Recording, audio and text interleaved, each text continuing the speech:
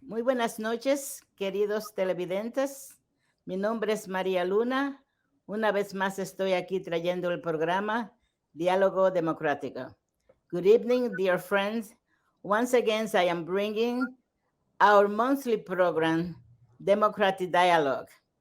You recall that we have this great program because it's my program, but I call it great because I have the assistance of Manhattan Neighborhood Network. Carla Robles and Freddie Pinto are the producers of the show. So thank you so much. Also with the assistance of Zenaida Mendez, which is the director of MNN. So this program comes out live to you, and we are going to be introducing and speaking a phenomenal person.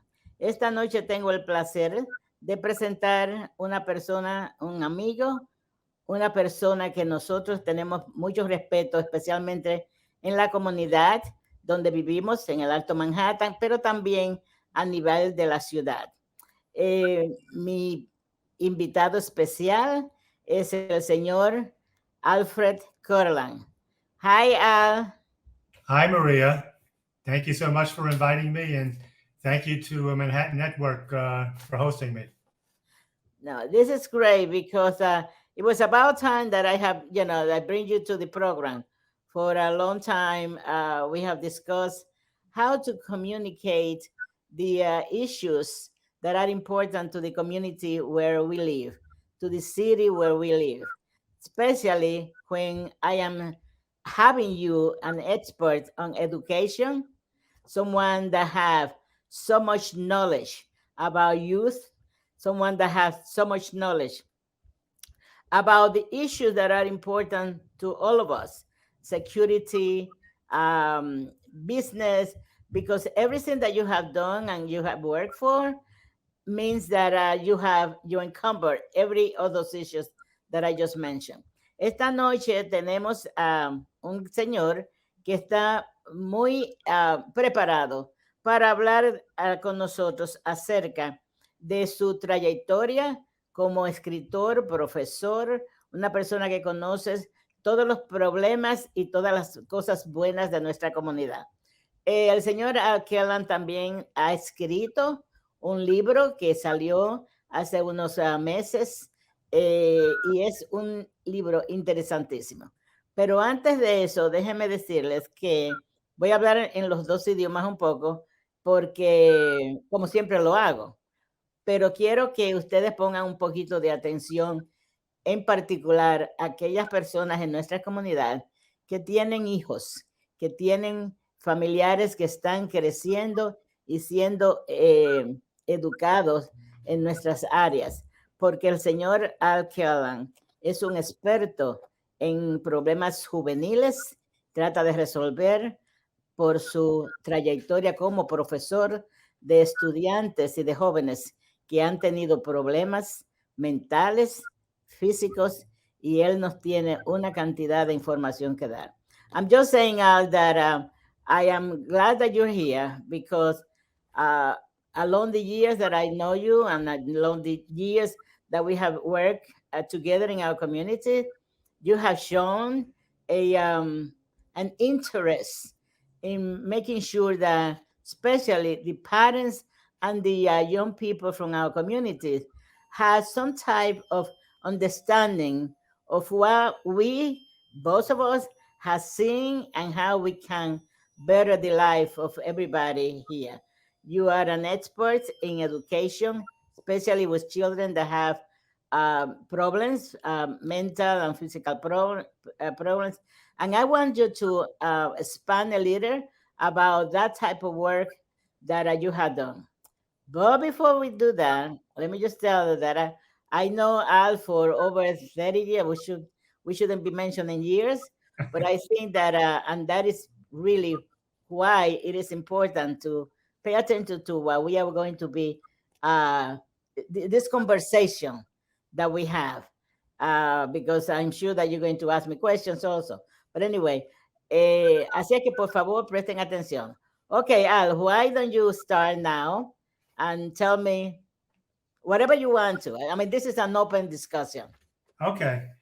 So, yeah, thank you, Maria. And I guess let me begin at the beginning, because I feel people who become engaged in community work are actually engaged in helping families and children as a primary source of making communities healthy and vibrant. And I am the offspring of two parents. First, my father, John Kurland, was one of 7 immigrant children who came here from the Ukraine back in the early 1900s. And they came here because the Ukraine at the time was on the verge of being engaged in a civil war, and there was extreme economic turmoil. So that family had to move here and wound up in Washington Heights. My mother also came here. She came from France.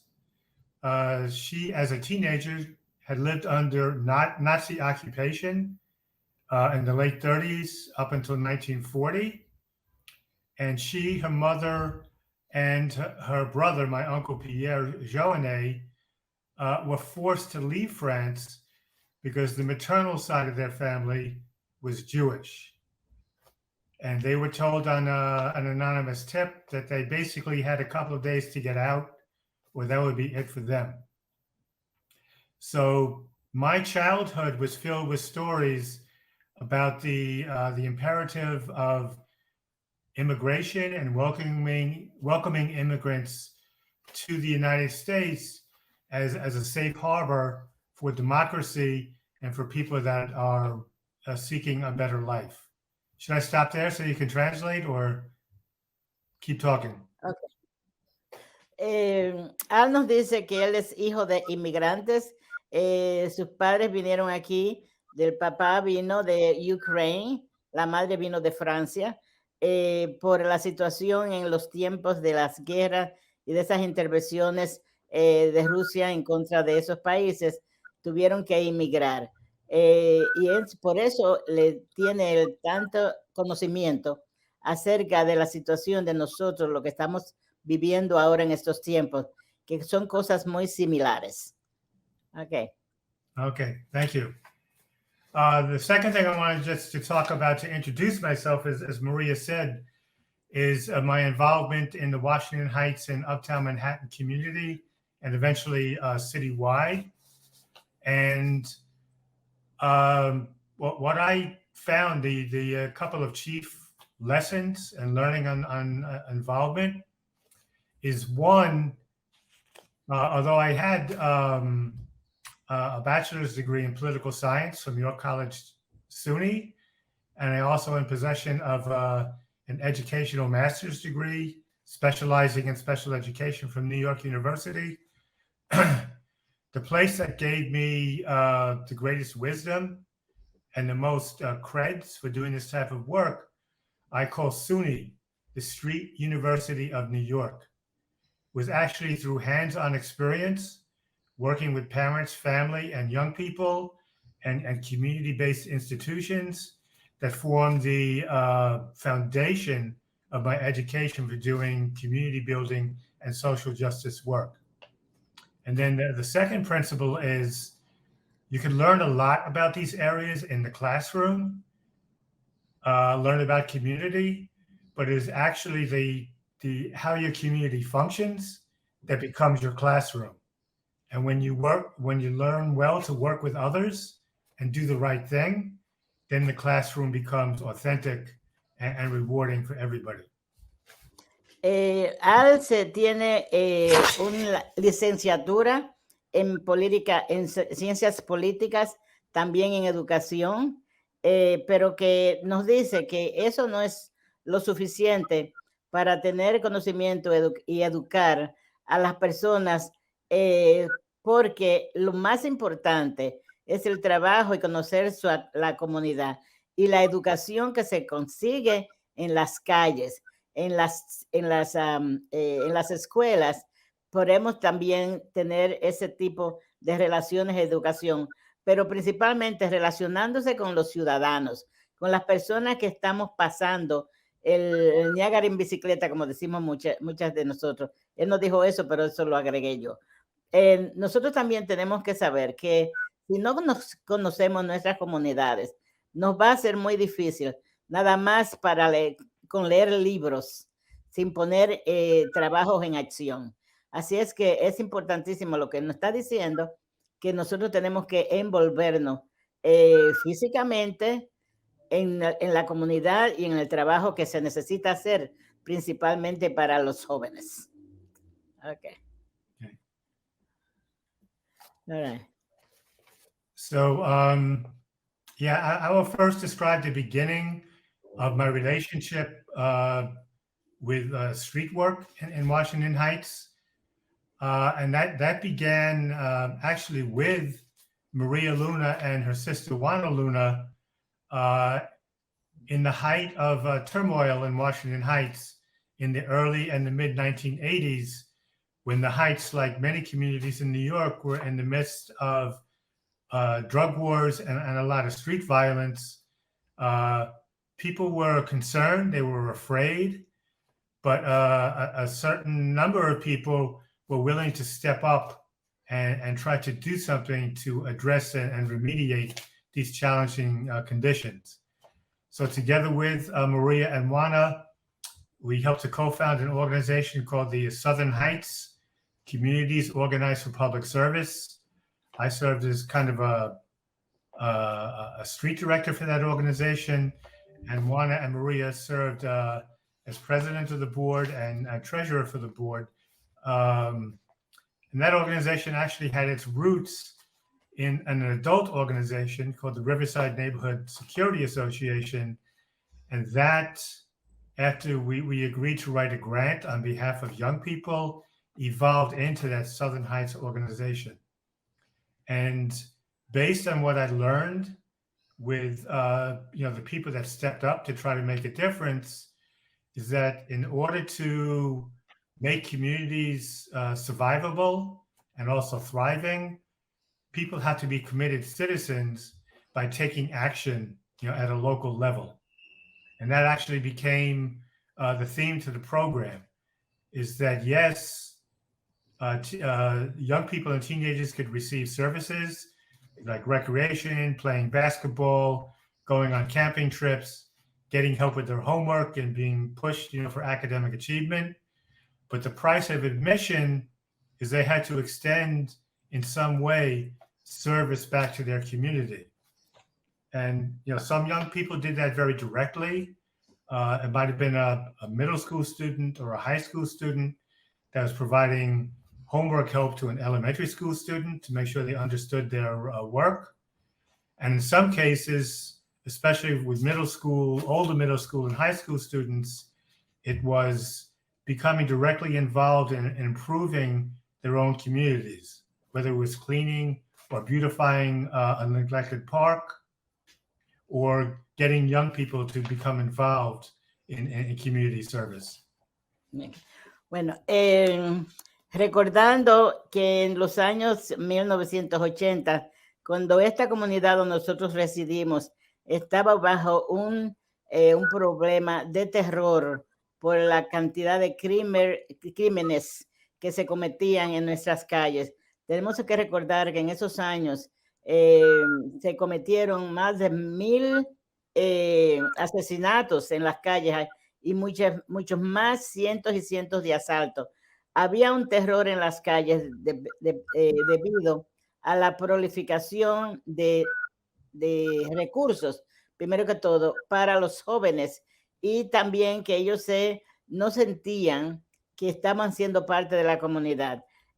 Nosotros, dicen, me da crédito a mí y a mi hermana Juana, de comenzar un movimiento en la parte baja de Washington Heights, que nosotros decimos Lower Washington Heights, donde comenzamos una organización de calle, porque en verdad que el trabajo que se hizo fue reclutar a todas las personas que nosotros podíamos conseguir, que tenían una dedicación a hacer cambios y mejorar la calidad de vida de todos aquí.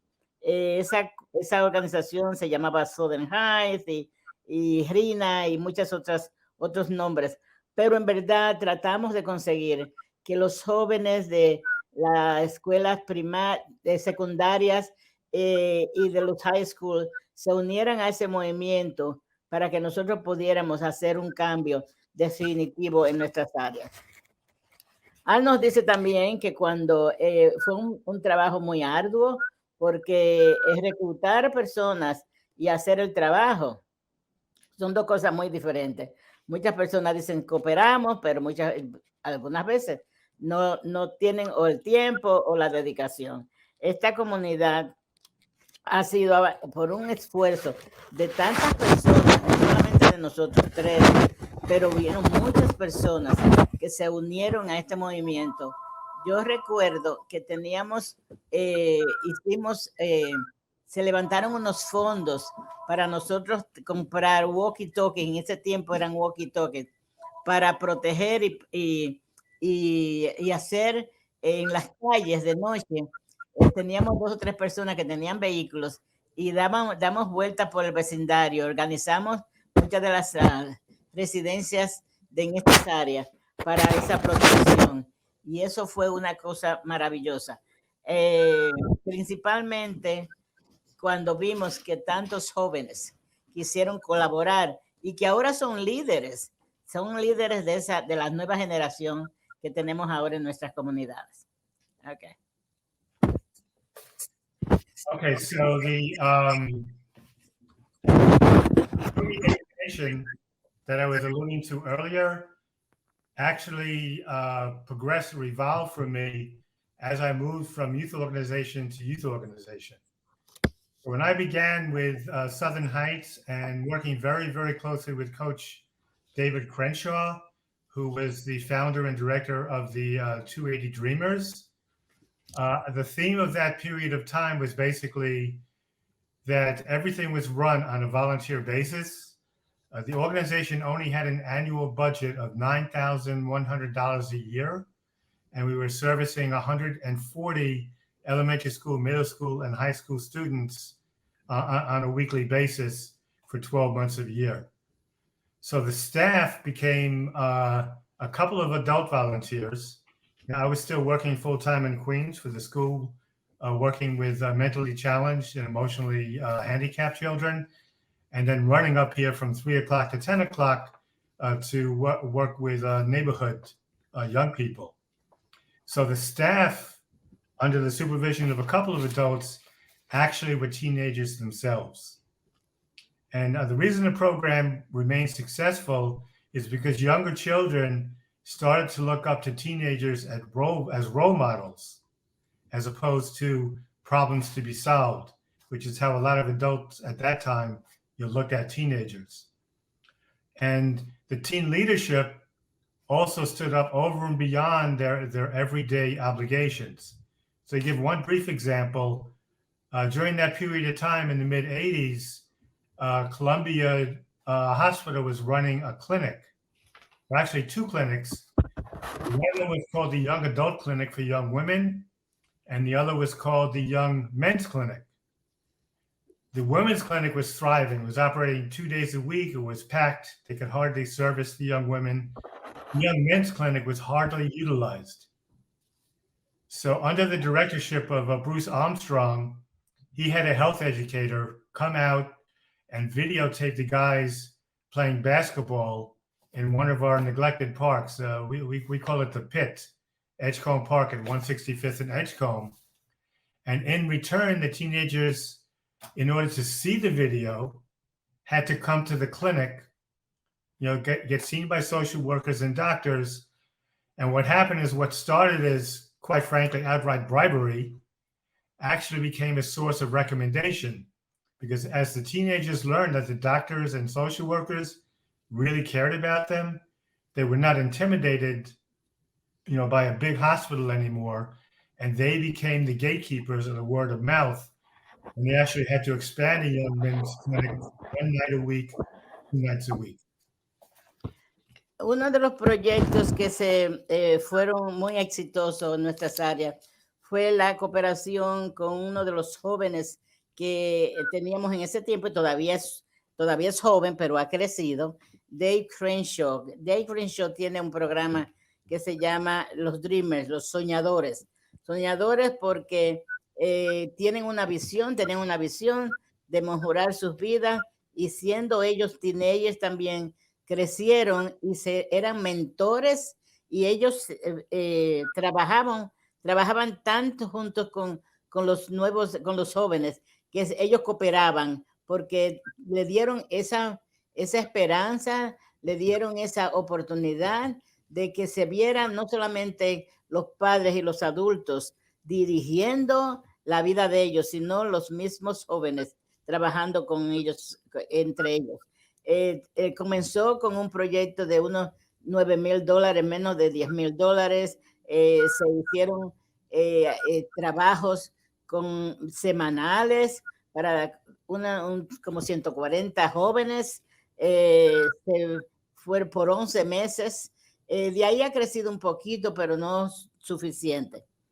Una de las cosas que los jóvenes decidieron hacer unos con otros es ayudarse y protegerse, que es algo que es una necesidad, porque no todos los adultos tenemos la fuerza o el medio de darle esperanza a los muchachos, y nos ven con un poquito de miedo. Pero este tipo de organización de entre los mismos jóvenes, trabajando, jugando basquetbol en la 156, 155, en una área del parque, teníamos que se le llamaba el PITS, eran que se reunían estos muchachos, y todavía se hacen, porque se ha mejorado esa área bastante, y seguido de ese movimiento todavía estamos dándole trabajo y protección a los jóvenes.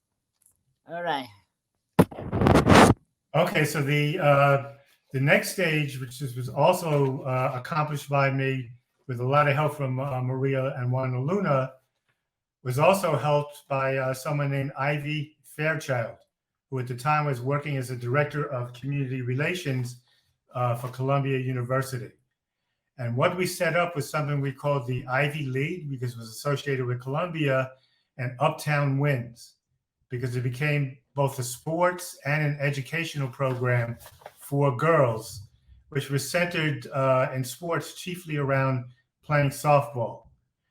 So although there were some opportunities for girls to play sports, such as the Public School Athletic League or the Amateur Athletic Union, they tended to focus on girls that already had some pretty advanced athletic ability, but there was little or no place to go for just everyday girls that wanted a chance to play, to get on that field and have fun and learn about the skills of discipline and teamwork and appreciating camaraderie and discipline, through sports. So the league was launched with myself as a slightly paid director, and a whole bunch of volunteers, such as Warren Boyd and a 16-year-old named Ralph Paulino, who served as umpires with no pay. And then school teachers and such as Jean Marie Okunto from IS 52 and Rose Morphesis, who at the time was working for the Washington Heights Development Corporation, served as volunteer coaches.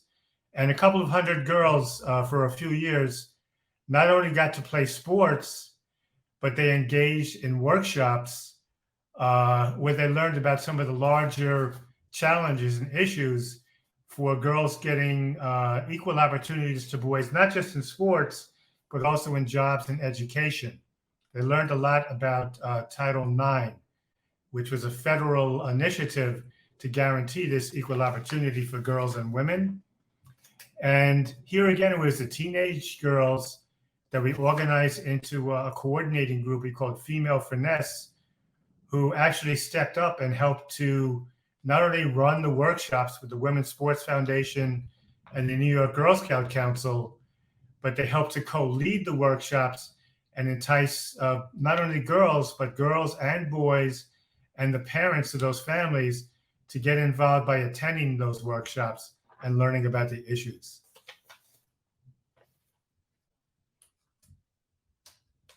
Ha tenido programas dentro de nuestras comunidades, pero uno de los más importantes para nosotros en esos tiempos fue una de las directoras de uno de los programas que tenía Colombia, pero comenzó con la idea de darle oportunidades a las jóvenes, a las mujeres, a las niñas, para que se educaran no solamente académicamente, pero también físicamente, jugando deportes, dándoles, comenzó una organización, se llamaba the Ivy League, que eran todas jóvenes, se jugaban, eran expertas, se convirtieron en expertas en softball. Esas muchachas comenzaron a jugar y era una disciplina que era lo necesario para que también se mantuvieran esas organizaciones y que no se fueran a pique. Cuando hablamos de Ivy League, también otra organización que se creó dentro de ese mismo grupo se llamaba Uptown Wins, que era los del Alto Manhattan ganadores, para hacer la traducción un poquito mejor, en unión con la Liga de la Policía, que es PAL, que les llamamos PAL, empezaron a jugar y se mantuvieron, y una serie de voluntarios. Al nombró algunos nombres que se me pasaron los nombres, pero una de las personas que más influenciaron fue Rose Morphysis, que trabajaba para una organización que todavía existe, Washington Heights Development Corporation, una organización que da trabajos y educa a personas para los pequeños negocios, y ella fue importantísima en desarrollar programas para las muchachas y también entonces unificarlas con los varones. Una serie de voluntarios enormes que fueron los que en verdad dieron en esta comunidad el conocimiento de que uniendo a los jóvenes, hembras y varones, en deporte, con disciplina, se pueden conseguir bastantes cambios. Y esta es una de las cosas que nosotros estamos muy orgullosos de haber creado, y todavía se mantienen ese tipo de ejercicio, pero bajo otros nombres. All right. And I just wanted to add one thing to the Ivy League, because Ivy Fairchild served, as a chairperson of the board of directors. And in the not-for-profit world, you have chairs, and then you have chairs. But in some cases, like Ivy, the chair is intimately involved in the everyday success of the program. So, for instance, when it came to recruiting schools to sponsor teams, it was Ivy that went out to all these schools, that solicited the support of Robert Jackson, who at the time was the president of the school, community school district number 6, to do a letter of support to encourage schools to get involved. It was Ivy that helped to recruit many of the coaches, both from the schools and also the community-based organizations. And it was also Ivy that provided the technical support to make sure that the league promoted itself. Because, Ivy already had a full-time job where she was overwhelmed with a lot of responsibility. And at times I would burst into her office with a last-minute request for a flyer or a newsletter or what have you. And she would be sitting there at the computer at her desk. And at one point had just given birth to twin boys. And she was kind of rocking them with her legs. They both had little cradles down there, to keep them calm. So she was reassuring her twin toddler, not even toddlers, infants, and writing up flyers and newsletters at the same time. Tenemos que tomar la responsabilidad de decir que una persona instrumental en esos tiempos de organización fue Ivy Fairchild, que tenía un trabajo, pero que ella presidió organizar y traer voluntarios y hacer el trabajo de técnico que se necesita para tener una organizaciones así viables. Sentada en su computadora, ella tenía su trabajo donde era su responsabilidad, pero también de voluntarismo para poder ayudar y organizar y ayudarnos a organizar a todos los voluntarios, a todos los estudiantes, a todos los jóvenes que estaban trabajando, e inclusive enviando una propuesta para que ahora el senador estatal Robert Jackson, que estaba trabajando en ese tiempo, siendo presidente de la asociación de la escuela del distrito número 6, para conseguir que el soporte técnico que se necesitaba para continuar ese trabajo. Así es que Al nos dice que se recuerda que muchas veces al último minuto se necesitaban flyers, papeles para distribuir, y Ivy era madre de unos twins y ella tenía a los muchachitos en sus, ¿cómo le llaman esos? Los cositos donde juegan los muchachitos, lo que sea. Y estaba moviéndolo y jugando con ellos al mismo tiempo, haciendo ese trabajo que era tan necesario. Y le debemos una deuda con Ivy porque en verdad se dedicó y tuvo esa dedicación de tener una familia y también ser responsable de ayudar a las otras familias que no tenían recursos y que nosotros debíamos atraer para que ellos pudieran ser parte de ese movimiento de educación física a nuestros jóvenes. Thank you, Maria. The next phase, which began in the 1990s, was my period of time with the New York City Police Athletic League. So the PAL, as we call it, had experimented, again, thanks to the coordination and outreach with Maria, with operating 2 day camps, one in 1995 and then once again in 1997. And they decided to host these day camps at the Washington Heights Armory. And after hosting the camps, it kind of went into consideration and dialogue among the upper echelons of PAL. And then in 98, we had the trauma and tragedy of the shooting of a young man named Kevin Cedeno, who was in an altercation and kind of running without rhyme or reason, maybe, but just running. And he was killed in that incident through police fire. And there was a lot of back and forth about how it happened and why it happened. But in the end, one of the unintended consequences was that relationships, especially with that immediate community and the police department and law enforcement, was really strained. So Robert Morgenthau, who at the time was the district attorney of Manhattan, but also the chair of the Police Athletic League, decided it was high time that PAO make a presence in Washington Heights. So they decided to obtain some of the space available in the Washington Heights Armory and look for a director. And I know Councilman Michaels recommended me, and Maria very strongly recommended me. I think she was returning the favor. I know I had recommended Maria, back in the 80s when a local Democratic club was looking for a female district leader.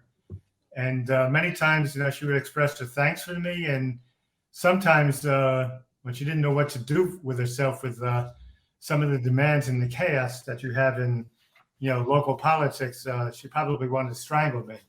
But anyway, it was a mixed, blessing and challenge. So I inherited this directorship. And just as happened with Southern Heights, although now we finally had money, not a lot of money, because there's no such thing as a community-based organization that really gets 100% of the money they need to run the programs that they're mandated to do, but somehow they make it happen. And so we did with the PAL at the Armory.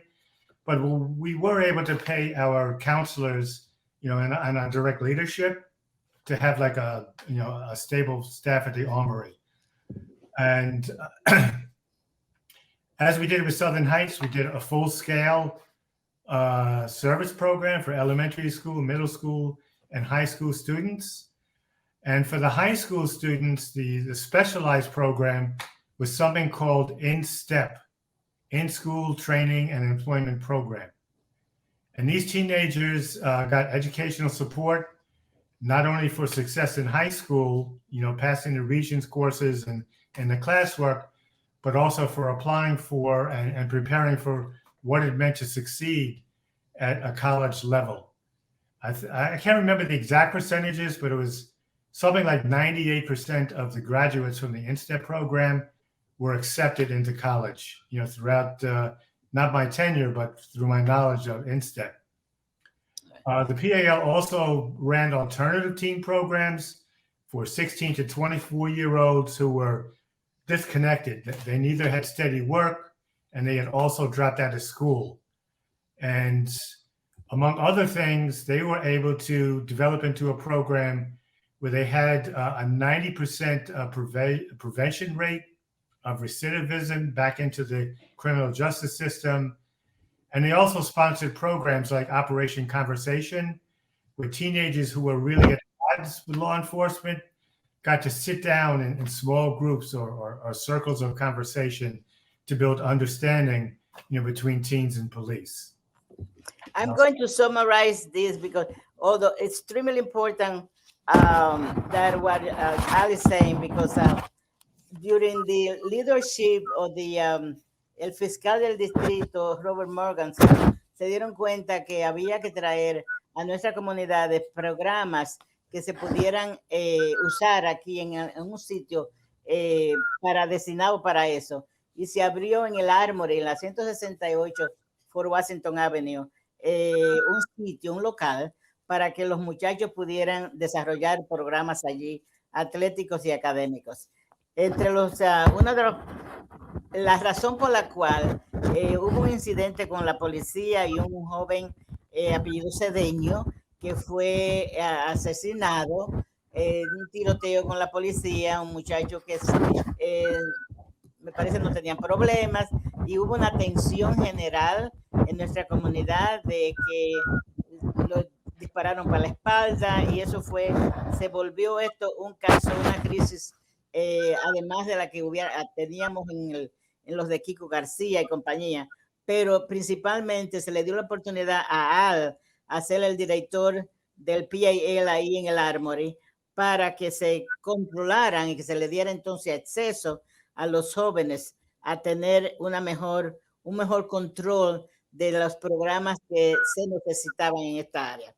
I want to take now, because we are talking about ourselves and so many other things that we really did, but I think I want to focus in, because of your experience and everything that you have done for our community, you are now able to put all this work together in a book, and I want to make sure that you speak about the book because it's an excellent book. Estoy diciendo que muchas de las cosas que Al nos está diciendo, nos dijo ahora, acerca de la Liga de la Policía, que se comenzó dentro de un sistema de control de violencia entre la policía y las comunidades. Un joven apellido Cedeño que fue asesinado, hubo una crisis grandísima en nuestras comunidades, y el fiscal del distrito, Robert Morganson, designó fondos para que se abriera ese local dentro del Armory, y todavía existe. Pero yo quiero que Al nos hable acerca de algo que yo estoy muy orgullosa de. I'm happy about that you wrote a book. Al tiene un libro increíble que necesitamos que ustedes tengan conocimientos de él, que es educacional. Es una Biblia educativa principalmente del Alto Manhattan. Y el libro se llama, you have to help me, The Soul of Adolescence Aligns with the Heart of Democracy. It's Good a job. long title, but listen, It's right here, everybody, and you're going to see it also on the credits on the program later. But I want Al, please speak about this. Okay, so yeah, the book itself was inspired by my experiences working not only with teens, but also working with people that I call co-mentors. And by co-mentors, I mean adults that mentor teens, but they mentor teens from a place where they really value and incorporate the wisdom and experience of teens into both organizing and leadership initiatives that affect communities, but also affect public policy in neighborhoods and throughout New York City. So this stage, again, I talk about it in the book. It's as part of a transition. Started with the incorporation of allowing 16 and 17-year-olds to join on community boards. That was a 7-year campaign. And after that, it has continued by continuing to work with teen leaders and also adults who support teen leaders to get teens involved in as many municipally based initiatives where they could both have a place at the table and also influence how agencies operate and public policy about teens. So, for instance, in addition to community boards, we've seen I allude to all of this in the later stages of the book. We talk about community board membership, the springing forth of participatory budgeting, but now they also have opportunities to serve on neighborhood advisory boards. Gail Brewer, who I call the godmother of the campaign to get 16 and 17-year-olds on boards, ran the Manhattan Borough President Office by also listening to the advice and counsel of her teen advisory board, for that office. And you have, many city council members who have replicated that model in running and operating, their city council offices and agendas. I'll stop there.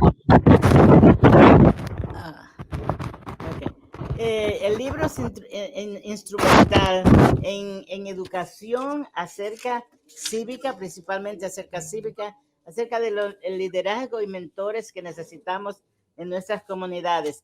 It's a large book, and it has so much education that I want to make sure that no one misses this information, education, and extremely appreciate. Yo aprecio lo que Kurland ha hecho escribiendo un libro que nos da educación y también cívica para que nosotros en nuestras comunidades y principalmente los jóvenes estemos al tanto y podemos corregir muchas de las problemáticas que tenemos. Okay, let me ask a question about your book. When did you release the book? And just give us a little short details about that. Okay. So the book actually became released in December of 2021. And the release of the book actually coincided with some of the narrative of the way the book ended. Because just as the beginning of the book was, more a memoir about my experiences, learning about what it meant, to be an effective leader or co-leader with teenagers, the book ends by describing some of the initiatives that are really pressing, not just for young people and teenagers themselves, but also for the city and society as a whole. As we all know, we are kind of in a crisis on our democratic process, both from people that are trying to destroy it, but also in a larger sense by people who have forgotten about the importance of getting involved. So the book ends by talking about organizations like Public Agenda, Youth Agenda, Generation Citizen, and Why Vote, which could also, all these organizations could be found online, which are pressing to support initiatives that get teenagers not only involved in community service and civic service, but also granting the right to vote for 16 and 17-year-olds in municipal elections. Now, some people say, well, Al must be crazy. And, I extend people the right to that opinion. And that's something that people also expressed by Gail Brewer, who is a supporter of this initiative, which is also supported by Nancy Pelosi, who's the Speaker of the House, and also 129 leaders of the House of Representatives on the Democratic side of the aisle.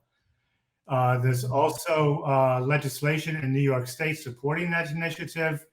So that's really the next stage. It moves beyond the ending of the book to a new beginning of invigorating not only teen involvement, but also the health of a democracy itself. So that, for me, it became reinforced when I had this book launch at the Word Up bookstore, because the people that came to the book launch were people that were involved in the 1980s and the 1990s and the early 2000s, who are still involved in making sure that there's a place for young people to become meaningfully involved, not only in the organization, but also in their community and the city at large. So to me, that type of gathering was very uplifting, and I think a seed of promise in very troubling times. De las personas que, para finalizar, el final del libro es para levantar conciencia acerca de la responsabilidad cívica y política que tenemos, principalmente los jóvenes, de cómo envolverlo y para darle poder a ellos en el futuro. Al nos dice que esta iniciativa fue respaldada ha sido respaldada por Nancy Pelosi, que es la directora, la principal del speaker del Congreso en el Demócrata. También Gail Brewer, que fue presidenta del condado de Manhattan y ahora es City Council.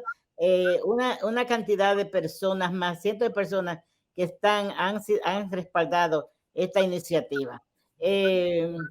Yo creo que yo fui una de las personas que también empujó un poco, porque sé las necesidades como district leader que soy, de envolver a nuestros jóvenes para que comiencen a envolverse políticamente. Haciendo trabajo voluntario también es bien efectivo para el futuro de ellos. Yo quiero que se recuerden que en noviembre 8 son las elecciones generales, donde vamos a escoger candidatos, las personas que van a ser gobernador, asistente de todos los demócratas. Por favor, voten demócrata. Ese es mi pitch para todos ustedes.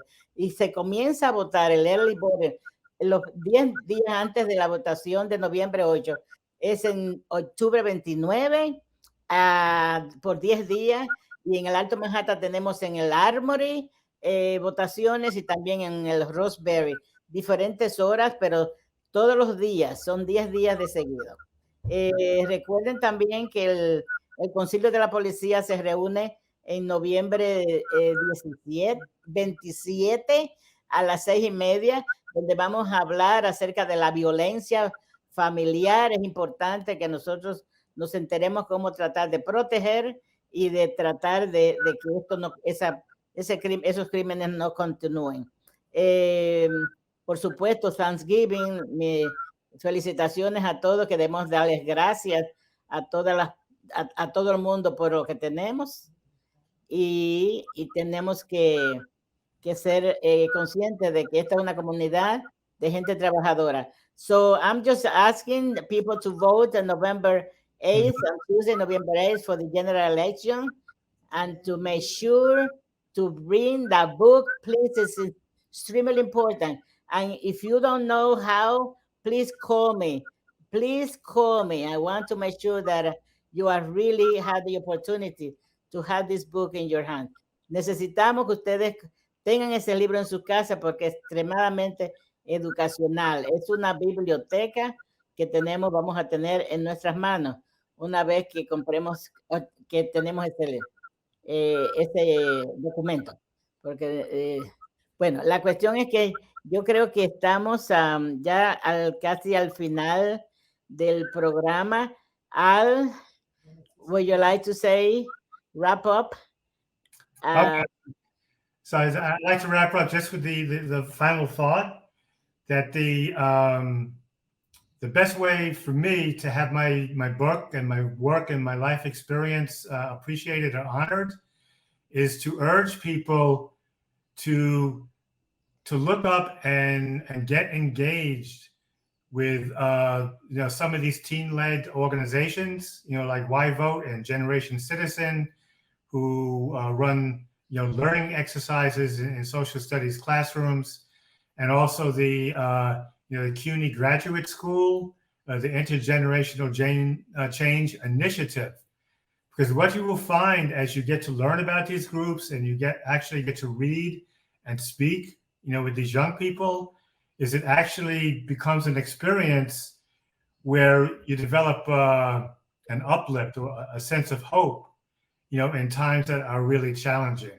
So I think it's not just, it's an important educational and knowledge issue, but it's also an inspirational issue and good for your health. Yeah.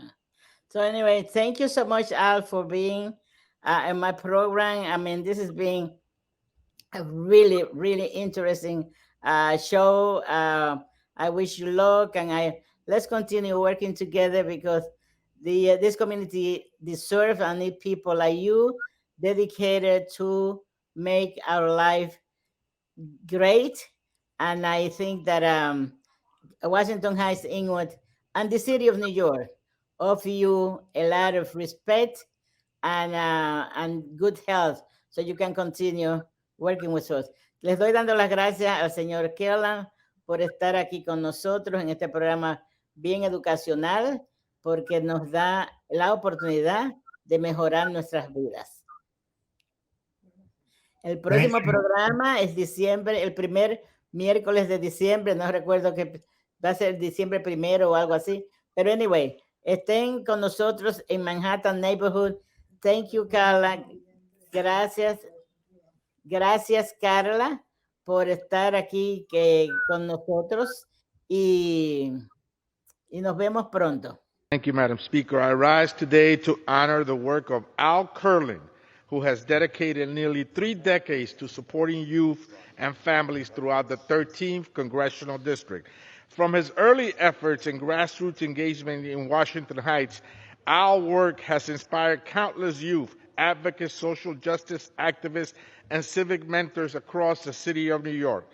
Al has long championed ensuring marginalized youth have a voice and are empowered to thrive, and I'm proud to recognize his contributions today. His latest essay, The Soul of Adolescence Aligns with the Heart of Democracy, follows his journey of discovering his life purpose and his understanding of adolescent potential and wisdom. His candor and vulnerability have led to countless young people finding their full potential throughout community involvement and strengthening our community. Al Kurland has significantly contributed to our community, and for that, we are thankful. I commend him for his unwavering dedication to all who call our city home and applaud his tireless efforts to make our community stronger for the next generation of civic leaders. I yield back, Madam Speaker. He gave me a question, and I know what he wants me to say, because what Al does is he always try to put the spotlight on someone else when it's supposed to be his night. You understand? It's his night, it's his book. So I'm going to answer his question, but I'm going to answer it in my way so you know more about this man. Because what keeps me going and what's trained me how to work with these young people, I met them all through Al. You understand? That's why I'm still here, because of the people Al introduced me to. And the best way I could explain it to you is, all this stuff he's talking about, this neighborhood is different from what it used to be. We can leave the door open, we can leave books lying around. When he got started, this neighborhood was on fire. He started in the 80s, and we wouldn't even call the police. Because to call the police meant we got in more trouble, because we didn't know whose side they were on. Because everything you see happening now and you got on YouTube When Al chose to come to this neighborhood, we saw, and there was no YouTube, no Facebook, and things were happening. Nothing new happening now. This was happening in the 80s and the 90s. So what makes this man so special, and the reason why you need to read this book, is he might not have the titles and the credentials of most people that write books, but I want you to remember this. He chose this neighborhood when he didn't have to. He chose this neighborhood when he had other places to go. I've met his family. His niece is right over there. She'll tell you. His family was like, why are you still in New York? His family was like, I got a house over here. I got a house there. You can come work for me. But he chose to stay because of one reason. He's not a community organizer. He's not a community activist. He's a community builder. And what he wants to do is build things where no one else will go. You understand? So that's why he stayed in Washington Heights. That's why his headquarters is right here in 6 Block City. Some of you others will find out what that means, but that's the name of our neighborhood right here. And you're going to read things in the book about, he's going to tell you about many different things that happened, but he's not going to give you the whole context. Like one of the biggest things he talked about is the riots we had when Kiko, the drug dealer, got shot, and how he was leading kids through the park, and he had to still make sure they got home and the neighborhood got together. What's not in the book that verifies how great he is he started a scout unit. He started a scout unit after he got the kids home. Then he helped me recruit the kids and make sure they was going camping for a week the next day. And I'm telling you, yes, the trucks were overturned. And yes, there was fires and everybody was on edge. But he built a scout unit that still exists right now. We got so many different titles, but we was Troop 280, Post 280, Co-Ed Scout Unit 280, Uptown Scouts, because he's a builder. So he helped build a scouting program. Everyone doesn't do that. And his success is that his scout program is still here. And yes, I still got my original scout uniform, Gus. You're gonna hear him talk about how he had to get teenagers. They should be eligible to be on the community board, and they should be able to vote. Of course, he believed in teenagers. In the 80s and the 90s, there was no adults to help him. The good parents we had were too busy. They had too many things to do. So the same way the drug dealers build up their empires with teenagers, he saw the best in teenagers. And he worked with me to build up things through teenagers. Where other adults always said, they don't listen, they don't do this, they don't do that. Al saw what they could do. Al saw, but they know how to get up in the morning. They know how to get enthusiasm, they know how to help out.